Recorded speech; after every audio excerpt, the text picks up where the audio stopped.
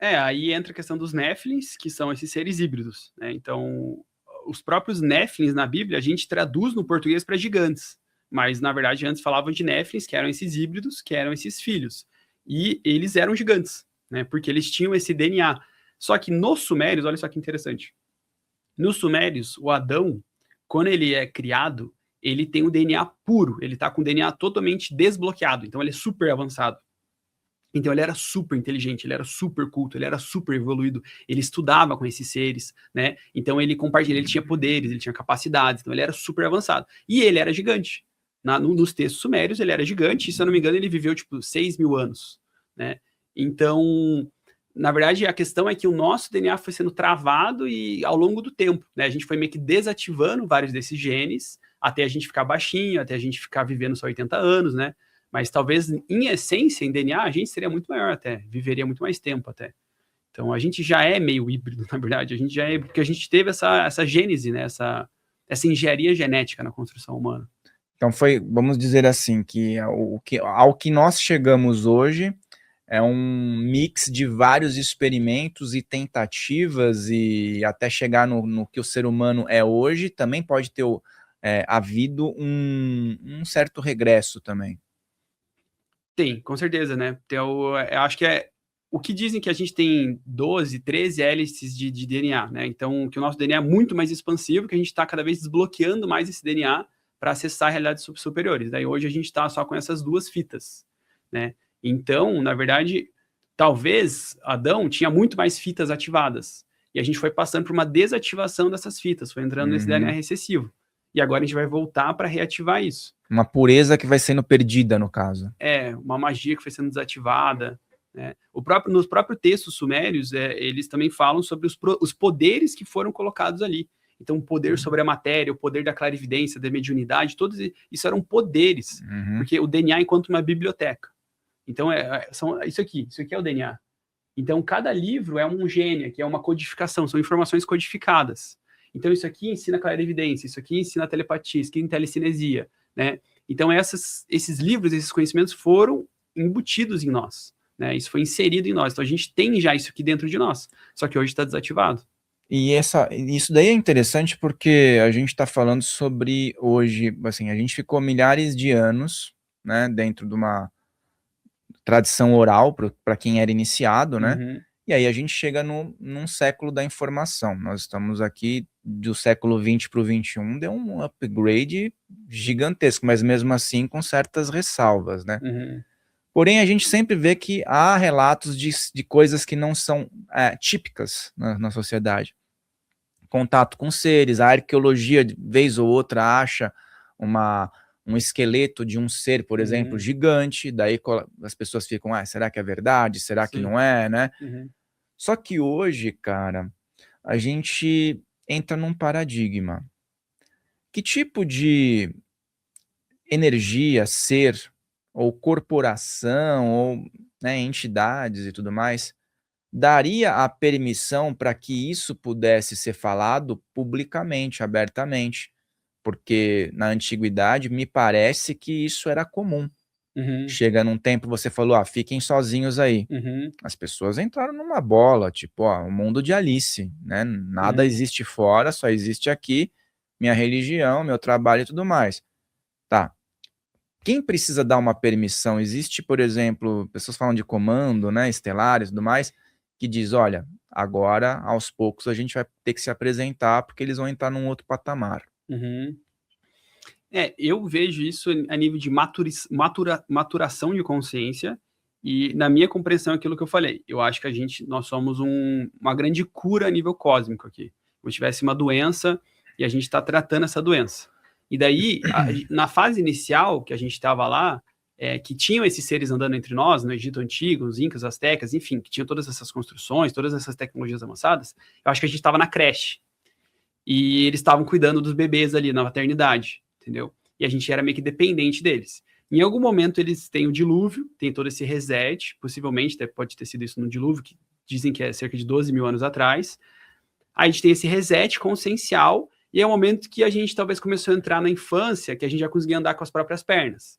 E eles tiveram que nos deixar para a gente poder se desenvolver, porque senão a gente vai ficar dependente deles. Então, imagina, você tem toda hora uma entidade suprema do teu lado, que você vai querer evoluir, né?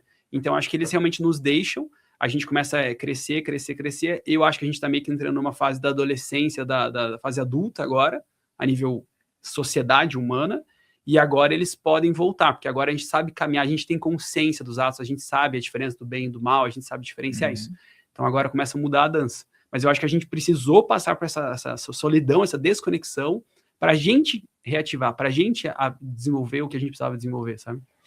Até porque hoje em dia a gente tem essas possibilidades aqui, né, canal no YouTube, não só no Brasil, mas em outras partes do mundo, onde muitas pessoas estão em conexão com o assunto. Se a gente fosse falar sobre isso 30 anos atrás, existiam algumas pessoas que estavam em conexão, estudiosos e tal, mas era aquela pessoa que estava lá, né? Na margem da sociedade total, né, cara? Sim. E se fosse falar, Berlinda, né? Não, os caras se escondiam na caverna para falar sobre esses assuntos, né? Tipo, era muito, muito censurado. Então tá tendo muita evolução da consciência. E é até legal perceber essa evolução da consciência, você consegue perceber isso com qualquer pessoa. Se você for pro interior de uma cidade, um pedreiro lá, ou tipo assim, o cara que era para ser um cara super chucro e simples, hoje ele já é mais humanizado, ele respeita mais as mulheres, ele respeita a diversidade, tipo assim, naturalmente. Ele não precisou fazer nada, ele só tava vivendo a vida dele lá. Então, naturalmente, as pessoas estão evoluindo a consciência delas, sabe? Elas estão aprendendo a se respeitar mais, e quem não respeita sabe que é errado. Diferente de 500 anos atrás, que a gente fazia merda, a gente achava que aquilo era o certo. Não, tem que apedrejar, tem que enforcar, sabe? A gente achava que isso era o certo. E hoje não, hoje a gente sabe que isso é denso, né? Então a gente consegue perceber essas massas, essa maturação da consciência, né? E hoje em dia quem tem um celular, independente, né, do nível intelectual da pessoa, a pessoa pode aumentar.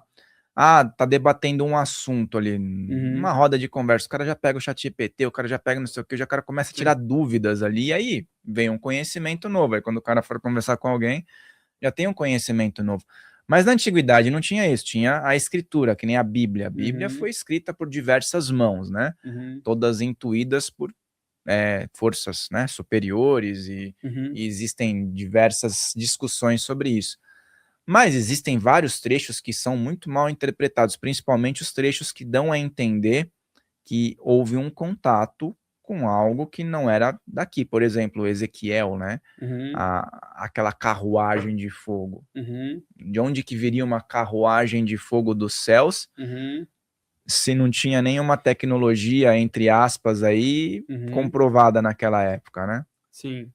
Vários relatos ali podem ser fenômenos ufológicos, né? Vários relatos da Bíblia, o próprio livro de Enoque também tem, então tem várias questões de avistamento, mas para mim eu friso muito até na cultura suméria mesmo, porque quando você estuda um pouquinho de cultura suméria, cultura Anunnaki, você vê que é a base da Bíblia, lá eles falavam abertamente sobre isso, sobre os seres das estrelas. Vários povos, na verdade, falavam, eram seres das estrelas que nos visitavam. Então, a astrologia, a astronomia, a química, a física, a dança, a música, isso nos foi ensinado, a matemática. Então, as pessoas que criaram isso falavam, isso nos foi ensinado pelos seres das estrelas. Então, a gente meio que esquece, a gente acha que isso é conto de fadas, isso aí, desconsidera essa parte, né? Então, a própria origem da Bíblia, a própria Bíblia por si só é extremamente alienígena, na verdade. O idioma, a escrita no hebraico, se você pegar o hebraico ali, cada letra ele vira um número. Então você consegue fazer a gemátria, né? Ela tem toda uma matemática. Você consegue calcular a matemática da Bíblia. E dentro da matemática da Bíblia tem constantes moleculares, atômicas, questões de DNA, de aminoácido, de peso de DNA, de molécula, de tudo. Então, assim, são coisas que como que o cara ia escrever isso na época? Como que ele ia ter... só foi uma canalização divina que ele escreveu por acaso, no meio de uma frase ali, tem o peso exato da molécula do DNA. Então, tem muita coisa que é matematicamente alienígena já na escrita da Bíblia, sabe? Na escrita da Bíblia e, por exemplo, você vai ver os principais personagens da Bíblia. Moisés, né? A gente falou de Ezequiel, agora o próprio Enoque, mas Jesus mesmo.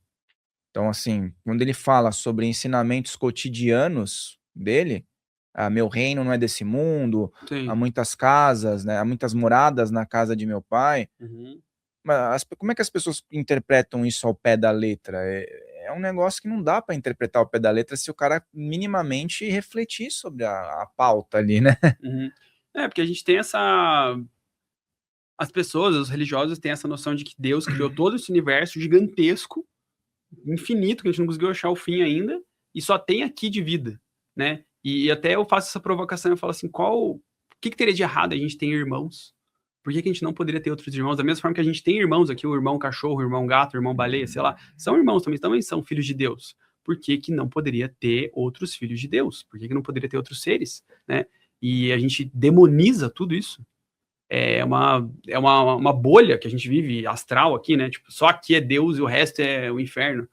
Eu até provoco, falo, não, mas pô, o inferno tá ganhando então, né? O inferno é dono do universo inteiro, só aqui que tá, tipo assim, Deus tá fraco, que isso? Que Deus é esse, sabe? Criou um ser tão poderoso quanto ele que mede forças e consegue conquistar mais as pessoas. É muito complicado isso. E aí a gente vai falando sobre questões tecnológicas, né? Principalmente Estados Unidos, eu vejo assim, Estados Unidos, Rússia, né? China agora tá lá no alto também com essas questões tecnológicas. E a relação com esses seres que não são daqui, né? Bom, Estados Unidos passou na frente, né, no século XX, metade do século XX em diante. Rússia também predominou e agora nós temos o gigante chamado China.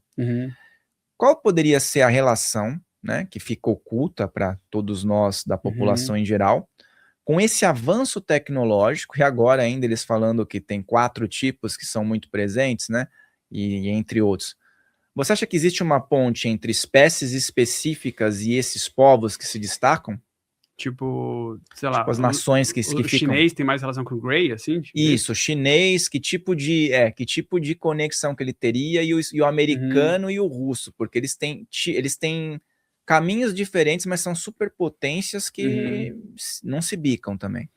Eu não sei se eles teriam uma questão exclusiva de raças, talvez. Eu acho que é bem misto essa questão das raças. Eu acho que tem muito mais raça, na verdade, que essas 4. E eu acho que é bem misto, assim. Eu acho que o filme do MIB talvez retrata bem, assim, aquelas bases secretas com um monte de ET diferente andando. Mas o que eles estão falando, os próprios militares e cientistas, é que essas capturas de naves já acontecem faz anos e essas principais nações já estão capturando e fazendo engenharia reversa, né? Então, essa engenharia reversa, a gente desbloqueia a tecnologia gravitacional, a gente desbloqueia a energia livre, então várias outras formas de tecnologia ultra avançada que a gente não faz nem ideia, portais, teleporte, várias coisas, arma laser, a gente consegue desbloquear. E dizem que essas 3 grandes potências já têm essas tecnologias. Então, o grande ponto é quanto desses OVNIs hoje, de avistamentos nossos, não são humanos. Entendeu? De não, talvez é um OVNI russo, não é um OVNI chinês, é um OVNI americano, ou é alienígena mesmo.